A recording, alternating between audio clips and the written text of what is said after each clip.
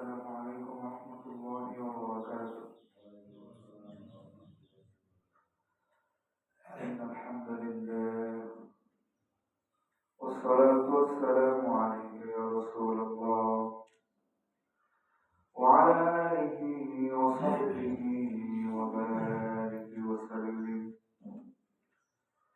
أما بعد فأعوذ بالله من الشيطان الرجيم. بسم الله الرحمن الرحيم. شهر رمضان الذي أنزل فيه القرآن هدى للناس وبينات من الهدى والفرقان. وقال تعالى في شان حبيبه: إن الله وملائكته يصلون على النبي يا أيها الذين آمنوا صلوا عليه وسلموا تسليما. الله صل على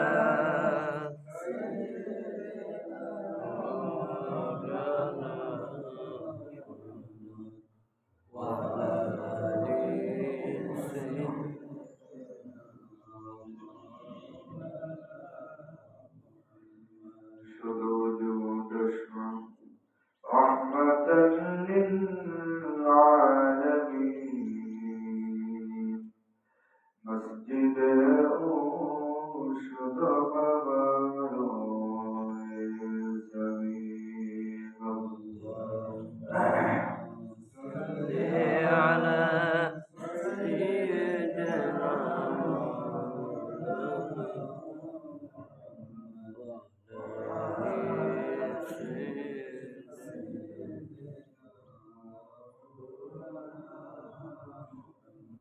بلغ العلا بكماله كشف الدجى بجماله حسنت جميع خصاله.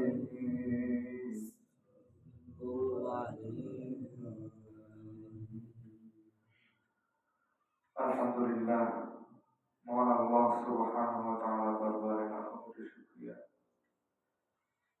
যে মহান আল্লাহ সাইয়্যিদুল আইয়াম সপ্তাহের শ্রেষ্ঠ দিন জুমার এই দিনে পবিত্র মাহে রমাদানের সামনে আগত রমাদানের আগ মুহূর্তে এই জুমার দিনে আল্লাহ তাআলা মসজিদে আসার এবং বসার, কোরআন এবং হাদিস থেকে দিনে কিছু আলোচনা বলার এবং শোনার যে মালিক তৌফিক দান করিয়াছে, সেই মালিকের দরবারে আমরা সকলেই কালিমাতুল শুকর আদায় করি। সকলেই বলে আলহামদুলিল্লাহ।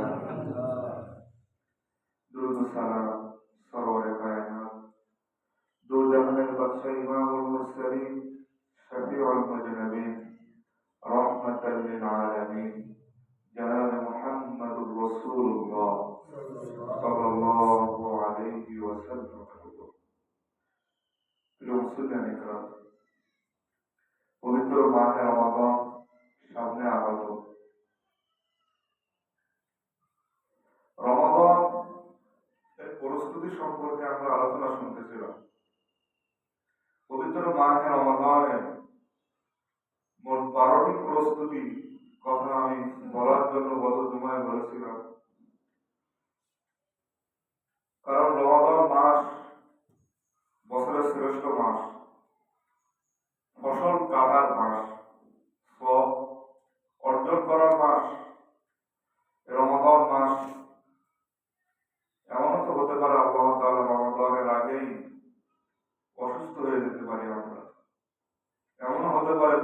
বিদায় নিতে পারি, এই রমাদানকে কাজে লাগানো যায় কিভাবে, জান্নাত কামাই করা যায় কিভাবে, কবর থেকে আযাব থেকে বাঁচা যায় কিভাবে, সেই প্রস্তুতি সম্পর্কে আলোচনা শুনতেছিলাম। রমাদানের প্রথম প্রস্তুতি হলো বেশি বেশি আল্লাহ তাআলার কাছে দোয়া করা, যে আল্লাহ আর যেই কয়টা দিন বাকি আছে রমাদান পর্যন্ত আল্লাহ যেন আমাদের হায়াতকে পৌঁছায় দেয়, সকলে বলি আল্লাহুম্মা আমিন। এজন্য বেশি বেশি রমাদান পর্যন্ত আল্লাহ যেন আমাদের হায়াতকে পৌঁছায় দেয় দোয়া করা। বিখ্যাত তাবিঈ মুআল্লা ইবনে ফদল তিনি বলেন, সাহাবী এবং তাবিঈদের যুগে তারা রমাদান মাস আসার 6 মাস আগে থেকেই দোয়া করতেন, আল্লাহুম্মা বাল্লিগনা রমাদান, হে আল্লাহ আমাদের হায়াতকে আপনি রমাদান পর্যন্ত পৌঁছায় দেন। 6 মাস পরে 7 মাস রমাদান, এরপরে 5 মাস তারা দোয়া করতেন, আল্লাহ রমাদানে যে আমলগুলো করেছেন আমলগুলো আপনি কবুল আর মঞ্জুর করেন।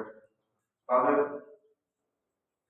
প্রস্তুতি এই ছিল সাহাবী এবং তাবিঈদের প্রস্তুতি। রমাদানের প্রস্তুতি সম্পর্কে প্রথম নম্বর কাজ, আমরা বেশি বেশি আল্লাহ তাআলার কাছে দোয়া করব। দ্বিতীয় যে প্রস্তুতি সেটি হলো রমাদানের উপযোগী নিজেকে বানানো, মাগফিরাত, নাজাত, রহমত। রহমত চাইলেই তো পাওয়া যায় না, এর উপযোগী নিজেকে বানানো। আপনি আমি কুফরি করে বসে আছি, রহমতের আশা করতেছি, এটা তো হবে না। এজন্য রহমত, মাগফিরাত, নাজাতের উপযোগী নিজেকে বানানো। এই মসজিদের ইমামের যোগ্য যদি আমি না হই, তাহলে ইমামতি আমাকে দ্বারা কেউ করাবে না। যে কোনো মুসল্লি যদি এখানে ইমাম হয়ে দাঁড়ায়, আপনারা কিন্তু নামাজ তার পিছনে পড়বেন না, ঠিক কিনা বলেন? কারণ সেই ইমামের উপযোগী না, আপনি দয়ার উপযোগী, নাজাতের উপযোগী হচ্ছেন কিনা এটা তো জানা দরকার। কথা বুঝে আসছে? এজন্য রমাদান পাচ্ছি, পাইকারি ধারে পাচ্ছি, কিন্তু নিজের গুনাহ কি মাফ হচ্ছে তো জানা দরকার। এজন্য এই জানার জন্য বেশি বেশি কি করা, 2 নম্বর যে আমলটি আমরা করবো ইস্তেগফার করা। কারণ রাসূল কারীম সাল্লাল্লাহু আলাইহি ওয়াসাল্লাম, মুসলিম শরীফের হাদিসে আছে, নবী করিম সাল্লাল্লাহু আলাইহি ওয়াসাল্লাম দিনে 100 বার তিনি ইস্তেগফার পাঠ করতেন।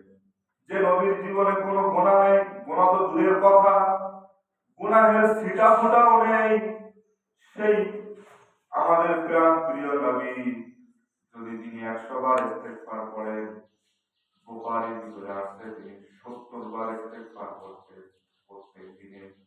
আপনি আমি কি অবস্থায় রয়েছে, ইস্তেগফার যে কিভাবে করতে হয় সেটাও জানি না, ইস্তেগফার যে করবো সেটাও সহি নেই। তওবা তওবা বলে, অনেক মানুষ তওবা তওবা বলে। তওবা মানে কি? তওবা করো, আস্তাগফিরুল্লাহ, আস্তাগফিরুল্লাহ, এটা তো বলা দরকার, কিন্তু অনেকে আমি সচক্ষে মানে চোখে তো দেখেছি, নিজেও শুনছি কি তওবা তওবা বলে। ইসলাম সম্পর্কে এত জাহেল মূর্খ জানে, শুধু তওবা বলে, তওবা করো। শুনেছেন কিনা শুধু তওবা তওবা বলে? আপনার কোন শুনেছেন? আমি শুনেছি, নাম নাম বলতে পারি, শুধু তওবা তওবা বলে। তওবা কি? তওবা তো আস্তাগফিরুল্লাহ নাকি? আস্তাগফিরুল্লাহ বলা যায়, আস্তাগফিরুল্লাহ রাব্বি মিন কুল্লি যামবি ওয়া আতুবু ইলাইহি, লা হাওলা ওয়ালা কুওয়াতা বলতে পারেন, আস্তাগফিরুল্লাহ আস্তাগফিরুল্লাহ বলতে পারেন, ঠিক কিনা? অনেক ইস্তেগফার রয়েছে, সাহিত্যের ইস্তেগফার আছে, ঠিক কিনা বলেন? তাহলে বেশি বেশি কি করা? ইস্তেগফার করা। রমাদানের প্রস্তুতি 2 নম্বরে, গত সময় বলছিলাম ভুল করে সেই ভুলের উপরে অটল থাকা, এটা হলো ইবলিসের খাসলত। আর ভুল করে সঙ্গে সঙ্গে সে ভুল থেকে ফিরে আসা, ইস্তেগফার করা, এটা বনি আদমের সিফাত। আল্লাহ তাআলা নিজ কুদরতি হাতে যখন আমাদের আদি পিতা আদম আলাইহিস সালামকে যখন সৃষ্টি করলেন, সকল ফেরেশতাকুল সকলদেরকে ডাকলেন, আদম আলাইহিস সালামকে সকলকে আল্লাহ তাআলা বললেন সবাই সিজদা করো। ইবলিস বাদ দিয়ে সকলে সিজদা করলো। ইবলিস বলল, খলাকতানি মিন তিন ওয়া খলাকতাহু মিন তুরাব। ও আল্লাহ, তুমি আদমকে বানাইছো মাটি দিয়া, আর আমাকে বানাইছো আগুন দিয়া। সুতরাং মাটির খাসলাত, মাটি যদি আপনি উপরের দিকে চেলে মারেন নিচের দিকে আসবে, আগুন যদি আপনি জ্বালান উপরের দিকে যাবে। সুতরাং আমি তো আদমের থেকেও ভালো। ইবলিস বলল, আনা খায়রুম মিন, আমি তো আদমের থেকেও ভালো, সুতরাং আমি ওকে সিজদা করতে পারবো না। আল্লাহ তাআলা অসন্তুষ্ট হলেন, রাগান্বিত হলেন। আল্লাহ বললেন, ইবলিস এমন আমল করেছে, ফেরেশতাদের সর্দার ছিল, আল্লাহর হুকুম লঙ্ঘন করার কারণে, বিয়াদবি করার কারণে সে তো তওবা করে নাই, সুতরাং সেই ভুলের উপরে অটল থাকলো। আল্লাহ তাআলা বলেন, কোন প্রকার অ্যাপ্লিকেশন ছাড়াই, কোন প্রকার তোমার কথা ছাড়াই আমি তোমাকে বিতাড়িত করলাম, ধ্বংস করে দিলাম, তোমার আমলগুলো সব বরবাদ হয়ে গেছে। ইবলিস দেখলো সব তো শেষ হয়ে গেল। ইবলিস এবার আল্লাহ তাআলাকে বলল, কোরআনুল কারীম আল্লাহ তাআলা সেগুলো কোট করে দিয়েছেন। কোরআনুল কারীমের ৭ নম্বর সূরা সূরাতুল আরাফের ১৪ নম্বর আয়াত আল্লাহ তাআলা বলেন, ক্বালা আনজিরনি ইলা ইয়াউমি ইউবআসুন। আল্লাহ তাআলা ইবলিস বলল, আল্লাহ তুমি আমাকে অবকাশ দাও, তুমি আমাকে কি দাও? অবকাশ দাও। ক্বালা ইন্নাকা মিনাল মুনজারিন, আল্লাহ বলেন তোমাকে অবকাশ দেওয়া হবে। ইবলিস সুযোগ পেয়ে এবার সে কি করলো? সুযোগ পেয়ে কি করলো দেখেন, পরবর্তী আয়াত আল্লাহ তাআলা বলেন, ক্বালা ফাবিমা আগাওয়াইতানি লাআকুদান্না লাহুম সিরাতাকাল মুস্তাকিম সুম্মা লাআতিয়ান্নাহুম মিন বাইনি আইদিহিম ওয়া মিন খালফিহিম ওয়া আন আইমানিহিম ওয়া আন শামাইলিহিম। ইবলিস সুযোগ পেয়ে বলল, আল্লাহ আমি তোমার বান্দাদেরকে সামনের দিক থেকে, পিছন দিক থেকে, ডান থেকে, বাম দিক থেকে, সকল দিক থেকে ধোঁকা দিয়ে দিয়ে আমি তোমার বান্দাদেরকে জাহান্নামের দিকে নিয়ে যাইব। আল্লাহ তাআলা বললেন, ইবলিস তুমি আমার বান্দাদেরকে ধোঁকা দিয়ে জাহান্নামের দিকে নিয়ে যাইবা, মৃত্যুর বড় আসার আগে আমার বান্দা যদি তওবা করতে পারে, আমি আল্লাহ তাআলা আমার বান্দার তামাম জীবনের গুনাহ মাফ করে দেব। আল্লাহ তাআলা মাফ করতে চান, কিন্তু ভুল করে ভুলের উপরে অটল থাকা যাবে না। তার থেকে কি করতে হবে ভাই? ফিরে আসতে হবে। কথা বুঝে আসছে? ইবলিস ফিরে আসে না, এজন্য কি হয়েছে? বিতাড়িত হয়েছে, মারদুদ, অভিশপ্ত হয়েছে। এবার দেখবেন কি করলো ইবলিস। তো বিতাড়িত হওয়ার পরে তার সুযোগটা প্রথম কাজে লাগালো। আল্লাহ তাআলা জান্নাতের ভিতরে আমাদের আদি পিতা, আমাদের আদি মাতা হাওয়া আলাইহিস সালাতু ওয়াস সালামকে যখন জান্নাতের ভিতরে বসবাসের অনুমতি দিল, ইবলিস সেই সুযোগটা ওখানে কাজে লাগালো। নিষিদ্ধ গাছের ফল ধারে কাছে যাওয়া নিষেধ করলেন, আমরা সকলেই জানেন। ইবলিস ধোঁকা দিয়ে দিয়ে দিয়ে দিয়ে সেই কাজটা করালো। আল্লাহ তাআলা জান্নাত থেকে যখন আমাদের আদি পিতা আদি মাতাকে যখন জান্নাত থেকে দুনিয়াতে পাঠালেন, আদম আলাইহিস সালাম কান্না করতেছেন, কিভাবে যে আল্লাহর কাছে দোয়া করতে হয় আল্লাহ তাআলা সেটাও শিখিয়ে দিলেন। আল্লাহ বললেন, আদম তুমি আমার কাছে দোয়া করো, রব্বানা যালামনা আনফুসানা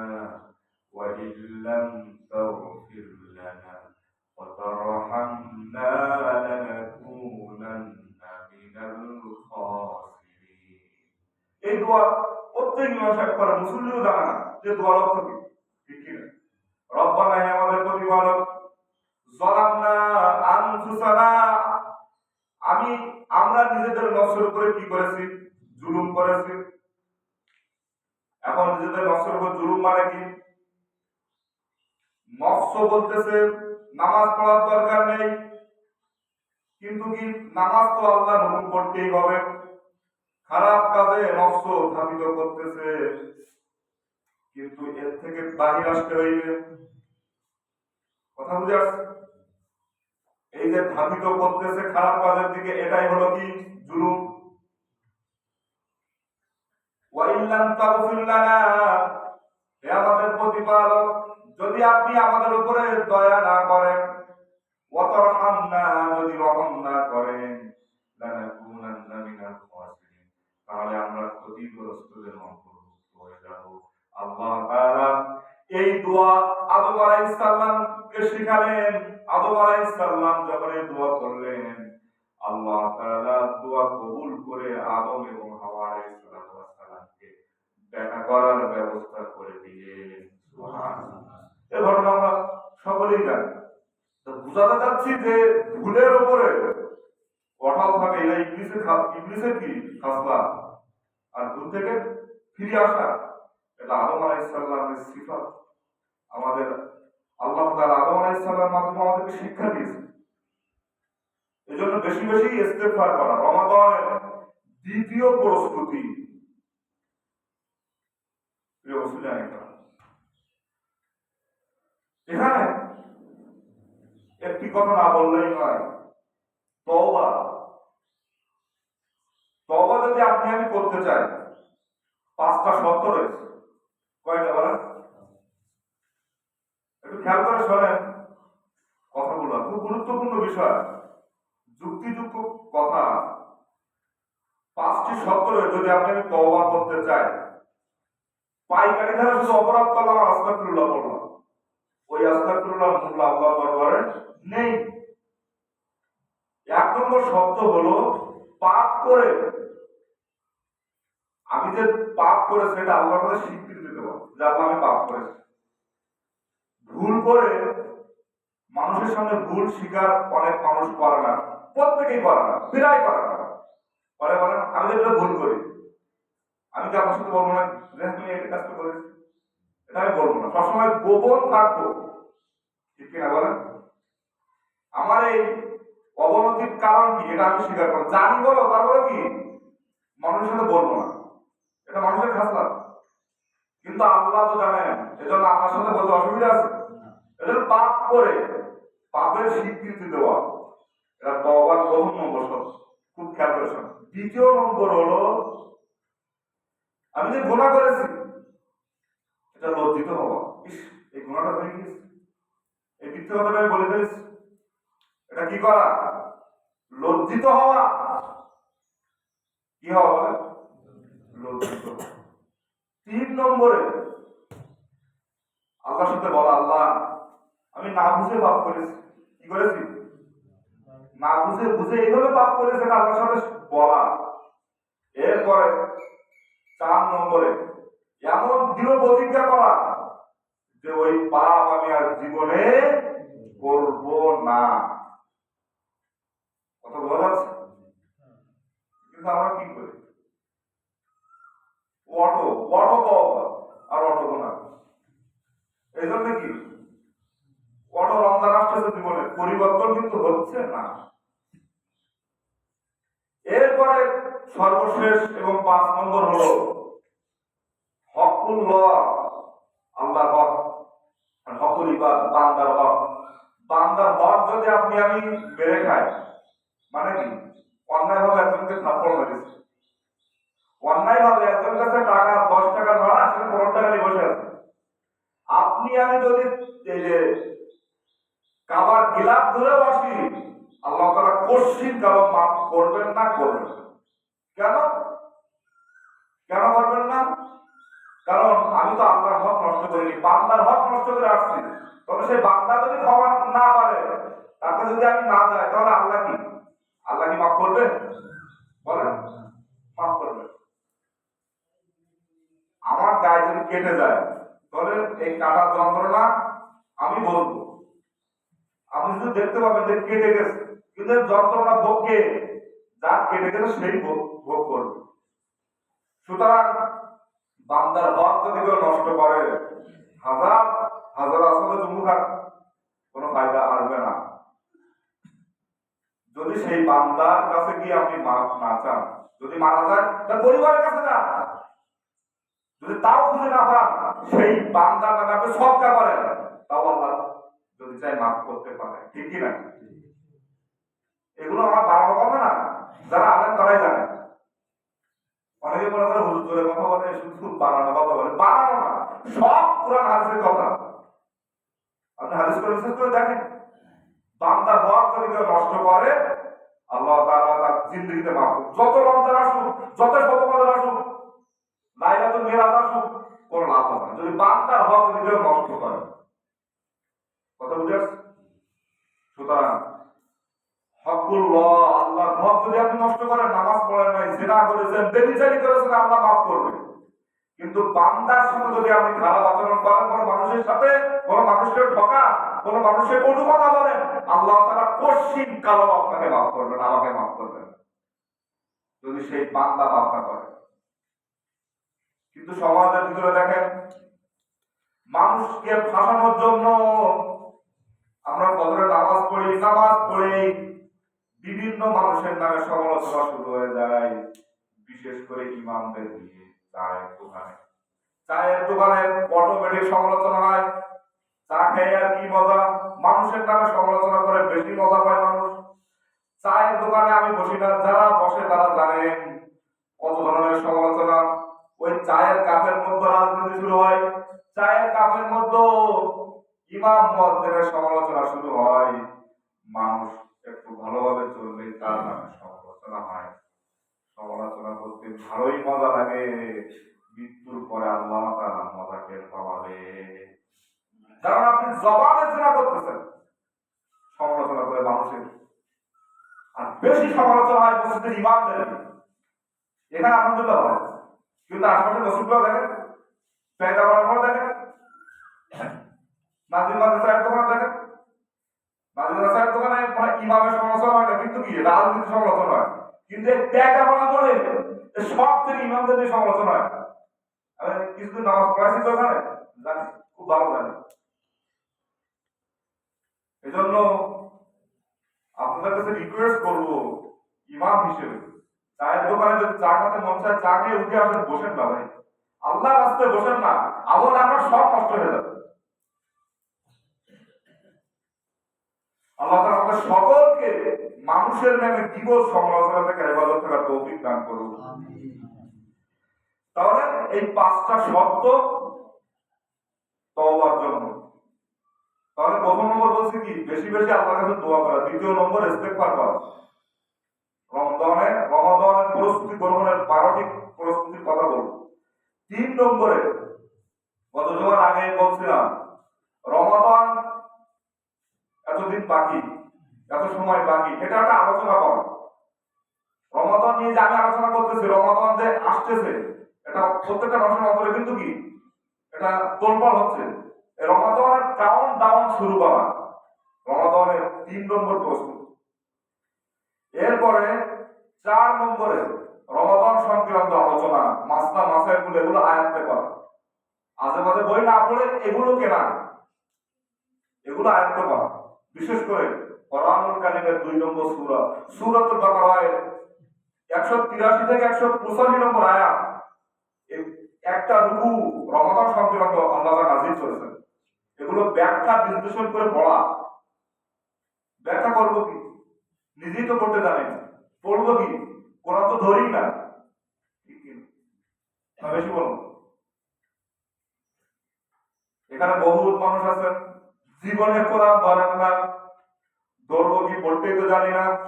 এজন্য পায়ে হাত রেখে অনুরোধ করবো, ভাই এই সামনে রমাদান আসতেছে, 1 ঘন্টা হলে এই মসজিদের সময় দেন। জোহরের পর থেকে আমি থাকবো ফ্রি, আপনি একটু এসে সময় দেন। এই রমজানে আপনি আরবিটা শেখেন, সামনে রমজানে আপনারা শেখেন, তার মধ্যে যদি আপনি দুনিয়া থেকে বিদায় নেন, কোরআনের তরফের ছাত্র হিসেবে আল্লাহ আপনাকে মাফ করতে পারে, পারেন পারেন না বলেন? কিন্তু সেদিকে খেয়াল নেই। আল্লাহ তাআলা আমাদের সকলকে মন মানসিকতা তৈরি করার তৌফিক দান করুন। কোরআনটা শেখবেন তো ইনশাআল্লাহ। একা একা শিখলে হবে না, উস্তাদের কাছে যাচ্ছি একা একা শিখলে হবে না। তাহলে তো আমরা একা একা শিখতে পারতাম, হুজুর লাগতো না, মাস্টারটা লাগতো না। তাহলে কি বললাম? রমাদান সংক্রান্ত মাসলা মাসাইল এগুলো জানা, এটা 4 নম্বর। 5 নম্বর হলো রমাদানকে জীবনের সর্বশেষ রমাদান মনে করা। আচ্ছা বলেন তো, আপনি হোক আমি হোক, আমি ইমাম তাই কি হয়েছে, আপনি মুসল্লি তাই কি হয়েছে? হঠাৎ করে নামাজের পরে যদি এমন সিদ্ধান্ত হয় আপনাকে আমাকে মৃত্যুদণ্ড দেওয়া হবে, এই নামাজটা আপনি আমি কেমন করে আদায় করবো বলেন তো?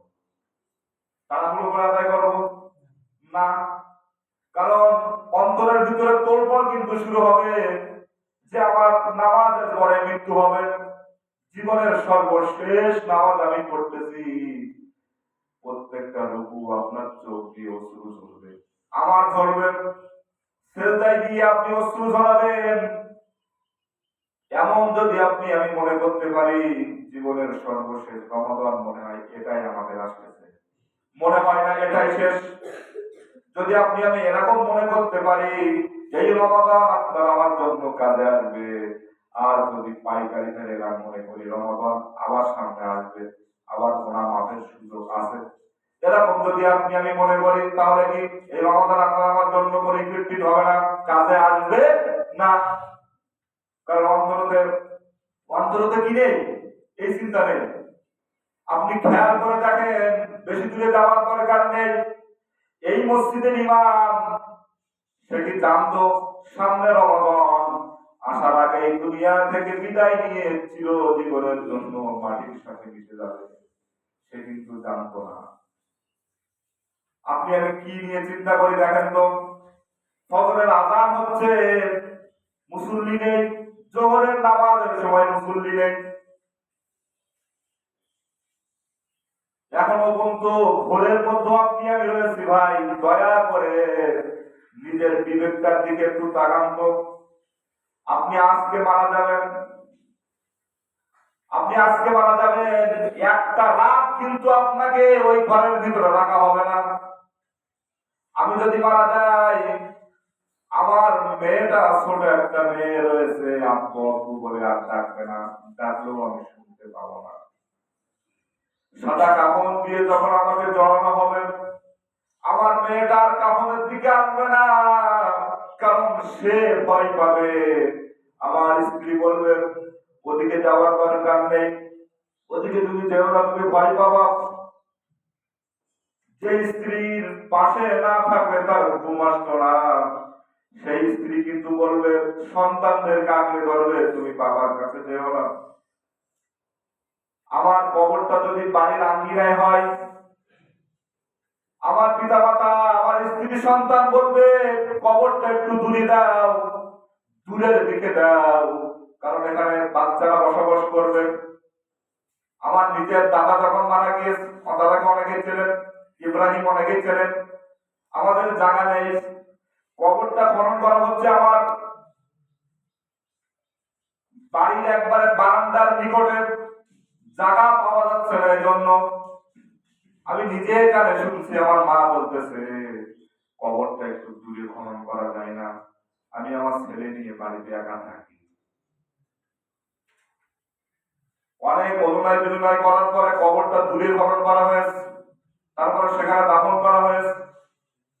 আপনি আমি কি নিয়ে ঘুরতেছি ভাই, কি নিয়ে চেতনা নিয়ে আপনি আমি চলতেছি? রমাদান তো আসতেছে, জীবনের সর্বশেষ রমাদান যদি এটাই মনে করতে পারেন আপনার আমার জন্য এই রমাদান জান্নাত কামাই করার উপায় হতে পারে, কবরে নাজাতের উপায় হতে পারে, ঠিক কিনা বল? এজন্য রমাদানকে জীবনের সর্বশেষ রমাদান মনে করা, কারণ রমাদান মাস কাজে আসবে। আলোচনা শুনতেছেন না ঘুমাচ্ছেন? ঘুমাচ্ছেন নাকি? আল্লাহ। 6 নম্বরে রমাদানের প্রস্তুতি গ্রহণ করা, একটু নফল রোজা রাখা, নফল নামাজ পড়া, তাহলে কি এগুলো অভ্যাস হবে। রমাদানে রিহার্সাল করা মানে কি একটু নফল রোজা রাখা, বেশি বেশি নফল রোজা রাখা। কারণ রাসূল কারীম সাল্লাল্লাহু আলাইহি ওয়াসাল্লাম এই শাবান মাসে সব থেকে বেশি নফল রোজা রেখেছেন। এই গত জমার আগে তো বলছি যে রমাদানের মতো পুরা মাস কোন মাস নবীজি কি রোজা রাখেন নাই, কিন্তু রমাদানের পরে সব থেকে বেশি রোজা রেখেছেন কোন মাসে? শাবান মাসে। আবার একটা কথা বলছিলাম, ওসামা ইবনে যায়েদ রাদিয়াল্লাহু আনহু নবীজিকে প্রশ্ন করলো, আল্লাহর নবী, এই রমাদান এই শাবান মাসে আপনি কেন বেশি রোজা রাখেন? নবীজি বলেন দুইটা কারণে। একটা হলো মানুষের শাবান মাস সম্পর্কে গাফেল, দ্বিতীয় হলো বাৎসরিক আমলের হিসাব আল্লাহর কাছে হয় এই শাবান মাসে। আমি বলছি এই কথা সব পুরানো কথা, এজন্য আবার ওটা টেনে সময় নষ্ট করতে চাচ্ছি না, প্রিয় মুসলিম। তাহলে এটা কয় নম্বর বললাম? 6 নম্বর। এবার 7 নম্বরে ইবাদতে বেশি বেশি গুরুত্ব দেওয়া। কারণ হলো রমাদান মাস আপনি যদি নফল নামাজ পড়েন, অন্য মাসের ফরজের নামাজ পড়লে যে সওয়াব হয় সেই সওয়াব আল্লাহ তাআলা আপনার আমার আমলনামায় দিয়ে দেন। রমাদানে যদি আপনি ফরজ নামাজ পড়েন, অন্য মাসে 70টা ফরজ নামাজ ফরজ ইবাদত করলে যেই সমপরিমাণ সওয়াব হয়, এক রাকাত ফরজ নামাজ রমাদানে যদি আপনি পড়েন সেই সমপরিমাণ সওয়াব আল্লাহ তাআলা আপনার আমার আমলনামায় দিয়ে দিবেন। এজন্য বেশি বেশি রমাদানে আমল ইবাদতে কাটানো। 7 নম্বর। 8 নম্বরে বিগত বছরের রোজা যদি কারোর কাজা থাকে, অসুস্থ সফর, বিশেষ করে মহিলাদের, তাহলে কি রমাদান আসার আগে এগুলো কি করা? কাজা আদায় করে নিয়ে তারপরে রমাদানে প্রবেশ করা। এটা বলা শেষ, অনেক আগে বলছি। 9 নম্বর, আত্মগঠনের মাস তৈরি করা। কি দিয়ে? তাকওয়ার নীতি অবলম্বন করে। রমাদান মাস, রমাদানে আপনি যে প্রবেশ করবেন, এই রমাদান যদি আপনার আমার জীবনে উপকার আসে, আত্মগঠন আসে, এটা যদি তৈরি করতে চান, তাহলে এটা একটু আগে বললাম না, জীবনের সর্বশেষ রমাদান মনে করা লাগবে আপনাকে। প্রত্যেকটা সময় মনে করতে হবে কি এটাই আমার জীবনের সর্বশেষ রমাদান। তাহলে কি এটা আত্মগঠনের মাস আপনার আমার তৈরি হবে। কথা বুঝে আসছে? আল্লাহ তাআলা এই মন মানসিকতা করার তৌফিক দান করুন।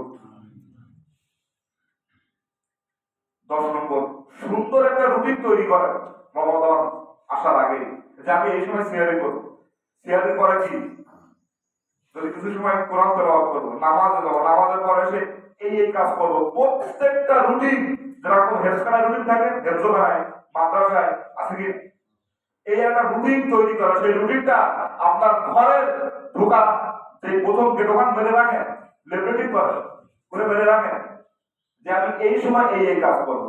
রুটিন অনুযায়ী যদি চলতে পারে রমাদান মাসটা এটাই কাজে আসবে। আর বিনা রুটিনে চললে ও আযান কখন হবে?